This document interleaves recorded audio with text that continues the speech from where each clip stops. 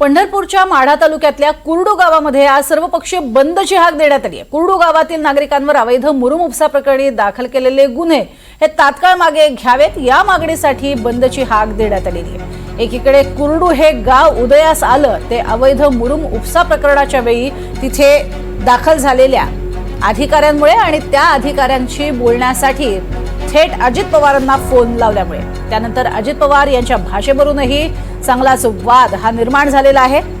त्यांनी अधिकाऱ्यांशी आणि खास करून महिला अधिकाऱ्यांशी केलेली भाषा यावरून अनेकांनी प्रश्न उपस्थित केले। अधिक माहिती या संदर्भात घेणार आहोत संकेत कुलकर्णी यांच्याकडून। संकेत, सर्वपक्ष एकत्र येत आहेत आणि बंदची हाक देत आहेत, काय अधिक या प्रकरणासंदर्भात माहिती?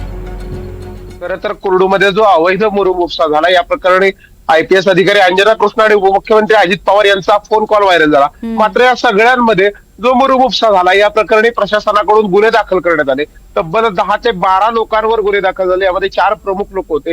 हेच गुन्हे आता तात्काळ मागे घ्यावे, आम्ही कायदेशीर पद्धतीनं मुरुम काढलाय असा दावा ग्रामस्थ करतायत। ग्रामपंचायतीच्या पाणंद रस्त्यासाठी हा मुरुम काढला गेलाय, त्यामुळे याची रॉयल्टी ही नियमानं भरली जाते असा देखील दावा ग्रामस्थ करतात। मात्र या सगळ्यांमध्ये महसूल प्रशासन असेल किंवा सोलापूर जिल्हाधिकारी असेल यांनी या प्रकरणी पूर्णपणे हा मुरुम उपसा जो झालाय तो अवैधरित्या झालाय म्हणून गुन्हे दाखल केलेत असा निर्वाळा दिलाय। याबाबत साक्षात मुख्यमंत्री देवेंद्र फडणवीस यांनी देखील जिल्हाधिकाऱ्यांना चौकशीचे आदेश दिले होते। मात्र या सगळ्यातही अजूनही कुर्डू गावचे जे ग्रामस्थ आहेत तो वैधरित्या मुरुम उपसा केलाय, त्यामुळे हे जे गुन्हे दाखल केलेत हे गुन्हे तात्काळ मागे घ्यावे।